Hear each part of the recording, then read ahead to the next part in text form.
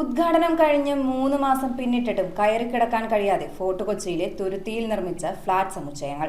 കൊച്ചി നഗരസഭയും സംസ്ഥാന സർക്കാരും കേന്ദ്ര സർക്കാരും സംയുക്തമായി നിർമ്മിച്ച 2 കെട്ടിടങ്ങളിലെ ഫ്ളാറ്റ് ലഭിക്കേണ്ട 394 കുടുംബങ്ങളാണ് ഇന്നും അനിശ്ചിതത്വത്തിൽ കഴിയുന്നത്. 2011 ഞങ്ങൾ ഇതിന്റെ പുറകിലുണ്ട്. പിന്നെ എന്തിന്റെ പേരിൽ ഈ പദ്ധതി ഇവിടെ കെട്ടിപ്പോക്കി കഴിഞ്ഞിട്ട് താക്കോൽദാനം കൊടുക്കാണ്ട് പിന്നെ എന്തിനാണ് ഈ ഒരു സംഭവം ഇങ്ങനൊരു ഈ ചർച്ചാ വിഷയമാക്കി ഇവിടെ കൊണ്ടുവന്നത്? പാവപ്പെട്ടവനെ ഇടങ്ങേറാക്കിക്കൊണ്ടിരിക്കുകയാണ്. ഇനി നമുക്ക് തന്നതാണ്, പിന്നെ ഇവരെന്താണ് ഇങ്ങനെ നീട്ടിക്കൊണ്ടുപോകുന്ന കാര്യം? സെപ്റ്റംബർ 27-നാണ് മുഖ്യമന്ത്രി പിണറായി വിജയൻ ഫ്ളാറ്റുകളുടെ ഉദ്ഘാടനം നിർവഹിച്ചത്. ഉദ്ഘാടന വേദിയിൽ വെച്ച് താക്കോലുകൾ കൈമാറിയെങ്കിലും നിർമ്മാണം പൂർണ്ണമായിട്ടില്ല എന്നുള്ള കാരണങ്ങൾ ഉന്നയിച്ചാണ് തങ്ങൾക്ക് ഫ്ളാറ്റുകളിൽ കയറി താമസിക്കുവാൻ അനുവാദം തരാത്തതെന്ന് കുടുംബാംഗങ്ങൾ പറയുന്നു. ഈ പ്രായമുള്ള ആൾക്കാരും നമ്മളൊക്കെ കൂടി ഇങ്ങനെ ഇതിനു വേണ്ടി നടന്ന് മതിയായിരിക്കണം. താക്കോല് കൊടുത്ത് പോയോണ്ട് കാര്യമായ ഡിസംബർ 20 ലാസ്റ്റ് കൂടി തരാന്നാണ് പറഞ്ഞത്. വർഷങ്ങളായി ചേരിയിൽ താമസിച്ചിരുന്ന ഭൂരിഭാഗം കുടുംബങ്ങളും ചേരി ഒഴിപ്പിക്കലിനെ തുടർന്ന് വാടക വീടുകളിലേക്ക് മാറേണ്ടി വന്നു. വാടകയ്ക്കെടുത്ത വീടുകളുടെ അഡ്വാൻസ് തുകയായി നൽകിയ പണം പോലും വാടക ഇനത്തിൽ കുറവ് ചെയ്യേണ്ട അവസ്ഥയിലെത്തി. വാടകയ്ക്ക് വീട് നൽകിയ ഉടമസ്ഥർ പലരും വീടുകൾ ഒഴിയുവാൻ ആവശ്യപ്പെട്ടിട്ടും കേറിക്കിടക്കുവാൻ ഇടമില്ലാതെ ബുദ്ധിമുട്ടുകയാണ് പല വ്യക്തികളും. ഞാൻ എന്ത് ചെയ്യും? എനിക്കാണെങ്കിൽ പണിയില്ല, വേലയില്ല, വെള്ളത്തിലെ പണിയാണ്. 1 ലക്ഷം രൂപ ഞാൻ അഡ്വാൻസ് കൊടുത്താണ്. തീരാനായ കാശി ഇനി 1 മാസം കൂടി എനിക്ക് പാർക്കവിടെ. പുതിയ ഫ്ളാറ്റിൽ കയറി താമസിക്കുവാനുള്ള മോഹവുമായി കഴിഞ്ഞിരുന്ന പലരും മൺമറഞ്ഞതും പല കുടുംബങ്ങൾക്കും തീരാ ദുഃഖം മാത്രമാണ്.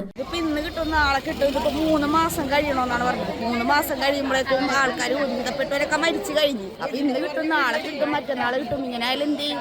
എപ്പ കൊടുക്കും? തദ്ദേശ സ്വയംഭരണ തിരഞ്ഞെടുപ്പ് മുന്നിൽ കണ്ടു നടത്തിയ പ്രഹസനമായിരുന്നു ഫ്ളാറ്റുകളുടെ ഉദ്ഘാടനമെന്നും ഇനി നിയമസഭാ തിരഞ്ഞെടുപ്പിന് മുൻപ് മാത്രമേ താങ്കൾക്ക് വീടുകൾ നൽകുമെന്നുമാണോ അധികാരികൾ പറയുന്നതെന്നാണ് ഉപഭോക്താക്കളുടെ സംശയം. ചെയ്തേക്കണ പണി ഈ ഇലക്ഷന്റെ കോർപ്പറേഷൻ ഇലക്ഷന്റെ ഇതാണ് ചെയ്തേക്കണപ്പം കൂടുതലും ചെയ്തേക്കണ പണി.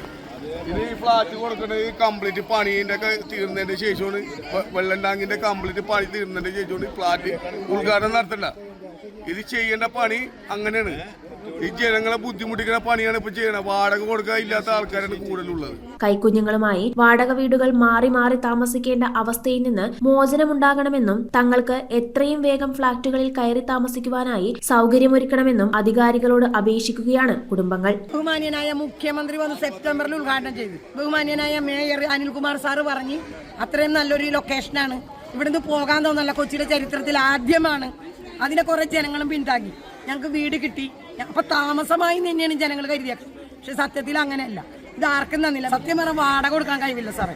ഞാനൊരു ക്യാൻസർ പേഷ്യന്റാണ്. 16 കൊല്ലമായിട്ട് ഈ പദ്ധതി പാസ്സായിട്ട് വില്ലേജ് ഓഫീസിൽ 10,000 ദിവസം എന്നെ കയറ്റിയിറങ്ങി. ഇത്രയും കഷ്ടപ്പെടുത്തിട്ട് ഇത്രയും എവിഡൻസ് കൊടുത്തിട്ട് സാർ, ഞങ്ങളെ പോലെ ജീവിക്കാൻ കഴിവില്ലാത്തവർക്ക് ഇത് സ്വർഗമാണ്.